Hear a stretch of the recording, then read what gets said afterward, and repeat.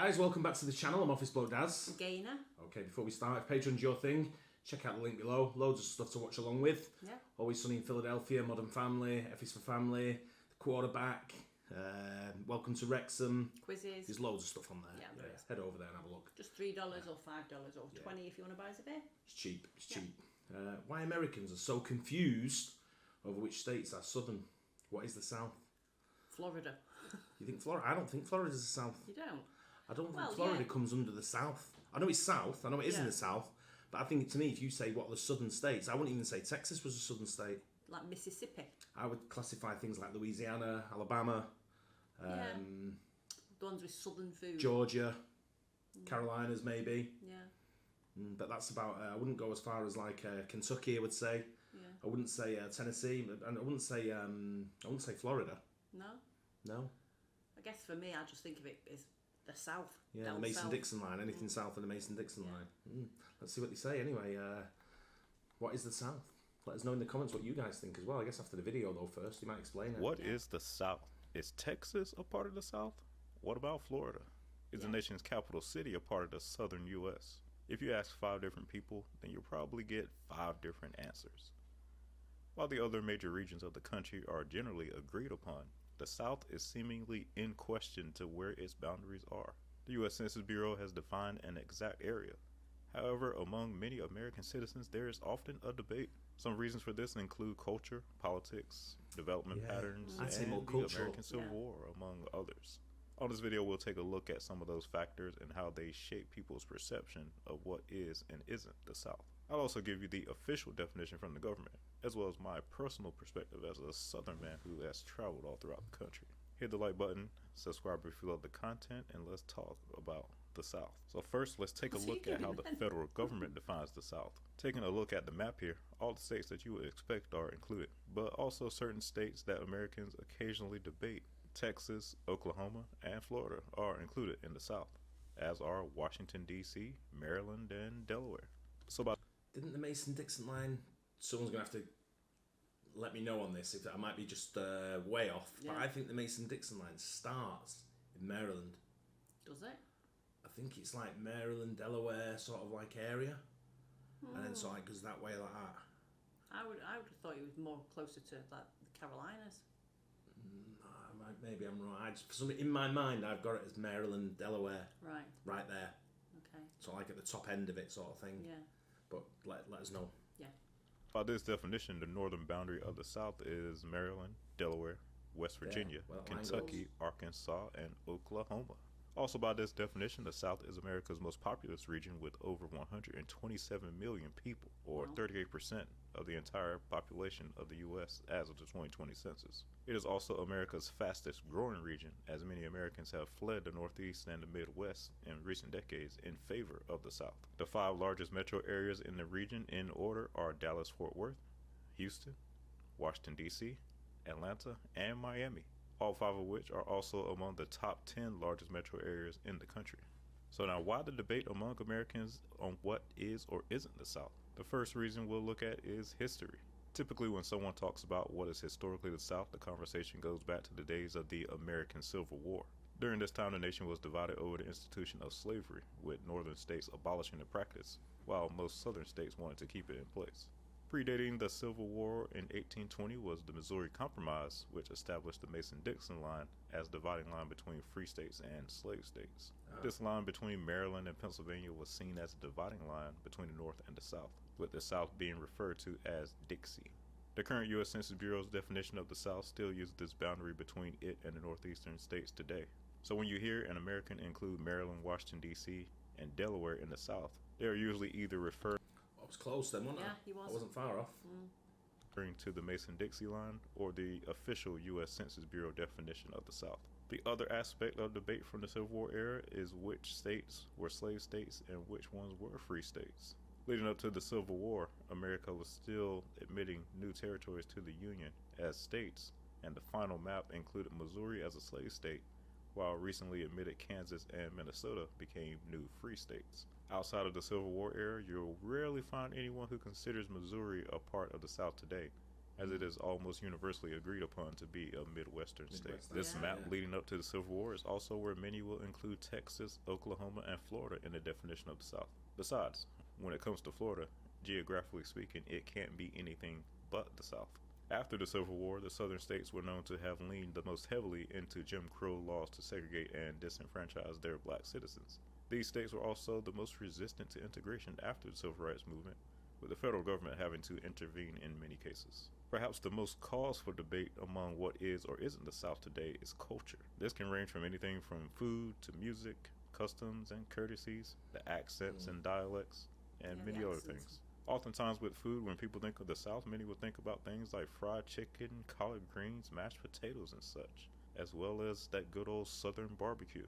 This is also sometimes referred to as soul food, and you can find it marketed at some restaurants as Old Southern food, candles. even in areas outside the South. It tastes so good, but it certainly isn't good for you. No doubt that this food also contributes to the higher obesity rates and health-related issues for many Southern Americans. The South has also been known for having a lower cost of living, lower income, and a generally slower pace of life than other parts of the country. It is considered to be less socially progressive than northern states. In 2023, you'll still find a certain green plant to be illegal in almost every southern state, as well as more restrictions on where and when alcohol can be sold. Racially speaking, the South is also known for having the largest concentration. Did that say alcohol laws in North Carolina? Yeah. Well, you got alcohol laws in every state, haven't you? Certain states. Remember when we went to Tennessee? Not this time, when we went a few years before. It was a dry there was some dry towns. There was certain times alcohol couldn't be served. Yeah. And it dates back, I guess, to prohibition and don't know what they went through with the alcohol sort of like laws there. A lot of religious states as well down in the south. Yeah. So there's a lot of religion that kicks in with alcohol. Maybe not so much whether it's the USA, certainly over here. Yeah. Don't know. There's a lot of religious sort of like alcohol related sort of like topics. Yeah. Of black Americans. Despite the great migration of the early 20th century to northern areas for jobs, the vast majority of America's black population still lies in the southern U.S. states, with places such as Atlanta and Washington, D.C. being considered meccas for professional black Americans. The southern United States is for the most part the only place where you'll find metro areas in which the black population is a very large percentage of the total population. In fact, the top 25 metros in terms of percentage black population all lie within the southern United States. Appalachian culture is also associated with the South. Large amounts of immigrants known as Scots-Irish, along with many Germans, settled in the mountain regions of states such as Kentucky, North Carolina, Tennessee, and Virginia. These areas are more racially white than other parts of the South, with the population being as high as 80% white in some parts. Many people also associate Appalachian culture with mining, as this area historically produced over 2/3 of America's coal output. Country and bluegrass music are known for being prominent in Appalachia. The other cultural thing you'll notice about the South is how dominant religion is in the area.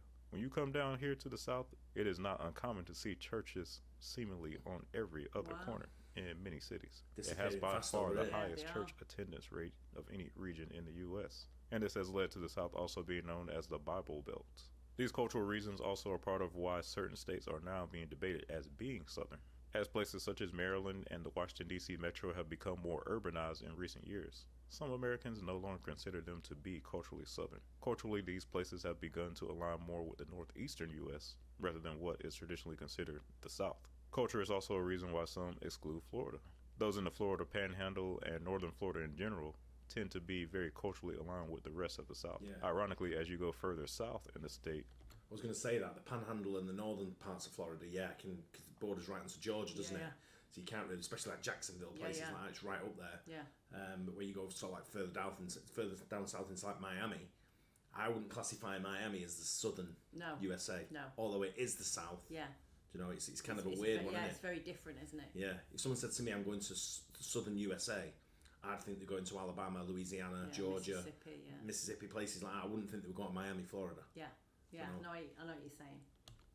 the less southern some people consider Florida to be. Central and southern Florida have attracted a very diverse population that is very different from the rest of the South. You'll find a very heavy Latin American influence in the Miami metro, along with a massive amount of transplants from the northeastern U.S. This is present along with a mix of the traditional white and black racial makeup that typically comprises the other southern states. In some parts of Miami, one might feel like they're in South America, rather than the southern United States of America. Culture also sometimes blurs the line with Texas and Oklahoma, along with their geography being more in a central section of the country. Yeah. While eastern Texas is undoubtedly aligned with traditionally southern cultural states such as Louisiana and Arkansas, when one gets to the western side of the state, the culture is anything but traditionally southern. It is instead linked more with the southwestern U.S. The racial dynamics of the South are the other cultural reason that Florida and Texas are sometimes excluded. The South has traditionally known to be, for the most part, a black and white region. But as Hispanic immigrants have poured into Texas and Florida in modern times, the makeup of those states is now very different from the other southern states. San Antonio in particular is now the only major metro in America where the majority of the population is Hispanic. Hispanic immigrants are growing in population in other southern states as well, but the rest of the South is still dominated by the white and black population mixture. The next reason is one of the more contentious ones, and that is politics. Now, I don't dabble too much into politics on this channel, but they certainly play a role in geography and undoubtedly play a huge role in infrastructure. The South and the North have historically been divided politically in the U.S., all the way back to the 19th century and the American Civil War. In modern times, many Americans tend to associate blue or liberal-leaning states with the North and red or conservative-leaning states with the South. This used to typically fit right in line with what the federal government considers the South. However, as many transplants from the North have relocated to southern states and the South has become more urbanized, the political lines have blurred. States such as Maryland and Delaware have become reliably blue, while states further south, such as North Carolina and Virginia, have become purple or swing states, with the shock of Georgia right in the heart of the South becoming a blue state in the most recent presidential election.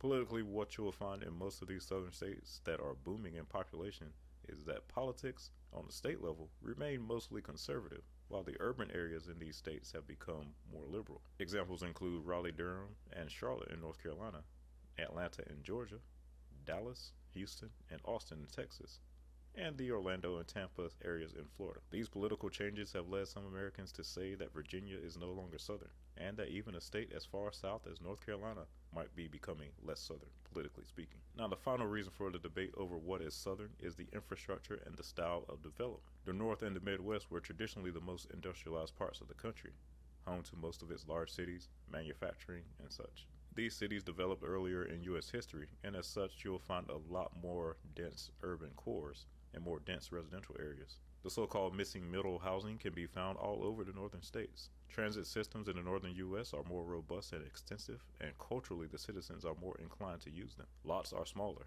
Infrastructure is older and more worn down. Walkability is more common in northern cities, whereas in the south, most walkable areas are typically limited to the urban core of a given city. Due to this area having a much higher percentage of the nation's population in the 1950s, you'll find a higher density when it comes to interstate highways, while the highways themselves tend to be more narrow and often include tolls. In the South, things are far more spread out, as most now prominent southern cities were small, sleepy towns prior to the interstate highway system, opening them up to business. America's most sprawling metros can be found in the South, as land is cheap and abundant, and major southern metros have little to no geographic constraint to their expansion. Highways are wider and larger, interchanges are bigger, especially in Texas. Public transit networks are more limited, as these cities, which only recently have become major cities, struggle to build networks that can attract a decent amount of riders. Single-family housing in southern states is extremely dominant and widespread, and you'll rarely find mid to high density development outside of their core downtown areas. You can have a lot of space down here for a lower price. When it comes to infrastructure and development, the line typically starts at the Washington, D.C. metro area, as this is where you'll start to see things transition from the spread of most southern metros to the more dense style of development. I noticed that when we travelled through the USA, when we used to travel down, we drove down from New Jersey to Florida a few times, and you kind of notice once you get past DC, it kind of opens up, doesn't it? Yeah. It's like a real, almost, I wouldn't say like an opening of a bottle, like a bottleneck and then into the bottle sort of space sort of thing. But you definitely tell the difference from, I mean, I know it's different state to state when you go state to state. I mean, even when we drove from Tennessee up into Kentucky or down to Alabama, it was very, you can tell state to state, very, very different, although very similar in that Alabama, Tennessee and Kentucky sort of like route. That corridor was very similar. But when you drive down the East Coast, I found it was very, as soon as you got past DC, it kind of opened up. And then when you drove through Atlanta, it was a busy place, but it was very, not Atlanta, Georgia sort of thing. It was still a busy place, but you could still, it was easy to commute sort of Yeah. thing. Whereas when you get up to the tri-state area of New York, New Jersey, you Connecticut, and all bumper. that, it just got a bit crazy and a bit Yeah. more sort of like condensed, didn't it? Found in the Northeast. Row houses, missing middle housing, and other types of mid-density developments start to appear in the DC, Delaware, and Maryland areas. Single-family housing and sprawling suburbs are certainly still present, but nowhere near as extensive as in metros such as the Raleigh-Durham area or Atlanta. And it will cost you a pretty penny to get that large single-family home once you get to DC and points to the north. Toll roads begin to appear more, and Washington, D.C.'s metro system easily trumps any transit network to the south of it. This is the most dense part of the country, and the only part where one can easily travel between cities without driving. Washington, D.C. also forms the southern end of the Boswash Northeast megalopolis, further cementing its connection to the Northeast rather than the South. So when it comes to infrastructure and development style, Texas, Florida, and Oklahoma are most definitely the South, while D.C., Maryland, and Virginia tend to be more northern.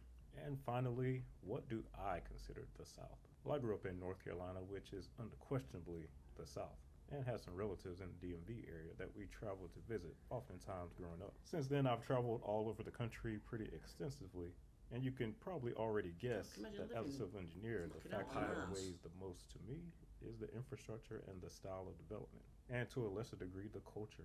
Once you get to Richmond, you already start to feel the difference, and it definitely has that older, more northern style of development in its core. But I think that when it comes to Virginia, the state as a whole is too southern in development and infrastructure to not consider the South. Plus, the culture outside of Northern Virginia is definitely still stereotypically southern. So to me, the South ends once you cross into D.C. So as to keep it at a state. No, we don't have that here. The D.C. metro.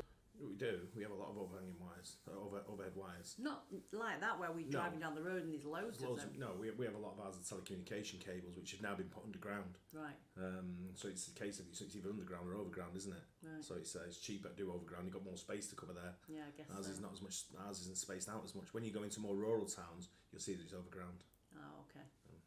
So transit, the sheer density and walkability of DC itself is unlike any of the other actual southern metros. I rarely, if ever, hear a southern accent around DC. Going further into Maryland further cements that idea. Baltimore looks much more like Philly and a larger version of Wilmington, Delaware than it does Houston, Charlotte, or Atlanta. And of course, if you're familiar with that Baltimore accent, then you know that they don't sound like any other southerners. Also, Interstate 95 starts to have tolls once you get to Maryland, whereas it is a free highway in the rest of the South. Even though the famous southern restaurant Bojangles does have a few locations in the Maryland part of the DMV. For me, the politics are the lowest on the totem pole as to what is considered the South, because politics are just too dynamic. Georgia voted for a Democrat president in 2020. North Carolina did in 2008. Even Arkansas voted for its native son in the 1990s, whereas Florida went from purple to red in recent years.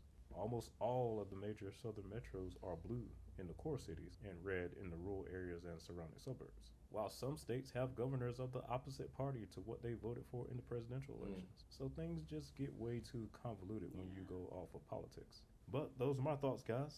I would love to hear what you guys think on this topic. Both polls I did on what is considered the South sparked a huge amount of debate, so I know that there are some strong opinions on this subject. Make sure to let me know where you're from and why you think what you think. And as always, thanks for watching. See you on the next one. Yeah, good. Yeah, it's one of them. It's a good debate to have. Like it's always an opinion, isn't it? Obviously, geographically, you look at it and now it's broken down like he broke it down there. That's what classifies as the southern parts of the state, and I guess it is the Mason-Dixon line. Is where it starts. Yeah. But for me, I always think if I'm traveling to the USA and I'm going somewhere, I say I'm going to the south, and I'm going to Alabama, I'm going to Louisiana, places like that. Yeah. I'm going to Florida, I say I'm going to Florida. Yeah. I'm going to Texas, I say I'm going to Texas. Yeah. Or I wouldn't say Texas, I'll just say I'm going to Houston, or I'm going to San Antonio, Dallas, wherever you're going in them places. Whereas if you go to Florida, you go, I'm going to Florida. Yeah. And then in the UK, if you tell someone you go to Florida, they assume you're going to Orlando or Disney, a lot of people won't say I'm going to Tampa or I'm going to Miami or wherever it may be. But I think it's, and if you go into, I think you're more specific. If you go into Atlanta, you're going to Georgia, Atlanta, you wouldn't say the South, going to Georgia, I guess, as well. Yeah. But I think Georgia's right in the South. And I classify that belt. But I wouldn't include Texas and I wouldn't include Florida. No. See, that's my opinion. The first thing I said was like, I'm thinking, if I go from the... Geographically. Yeah, the east, I'm going all the way down, that's the south. Yeah, but I think for the culture, I'm thinking it more of a cultural thing. Yeah. Whereas I don't think Florida has the same cultural values as what Alabama, Louisiana, places like Georgia, Virginia, places like have. Yeah. Because it's got the Hispanic from South America and Latin America. It's got the Hispanic influence that's come in, especially Cuba and places like when you go around Miami. Yeah. Got Little Havana and places like that. You know. Yeah, but also the food. Like, I never had biscuits and gravy, and we live in Texas for a while. I'd never even heard of it. Yeah, and it's I just don't think that's my opinion. I go more culturally than geographically. Yeah. And that's what swings me that. But like I say, geographically, you're going to say they are in the southern sort of area, but. Yeah. Let us know what you think. It's a great debate to have. It is, yeah. You know, because Southerners are going to be saying, "No, I'm a Southerner." Yeah.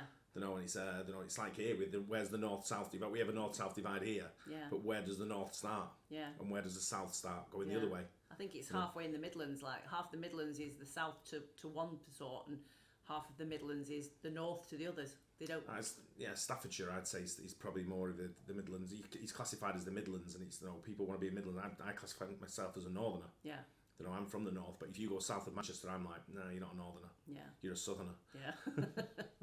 Anyway, hope you guys enjoyed that. Don't forget to like and subscribe, and we'll see you on the next one. Bye. Cheers.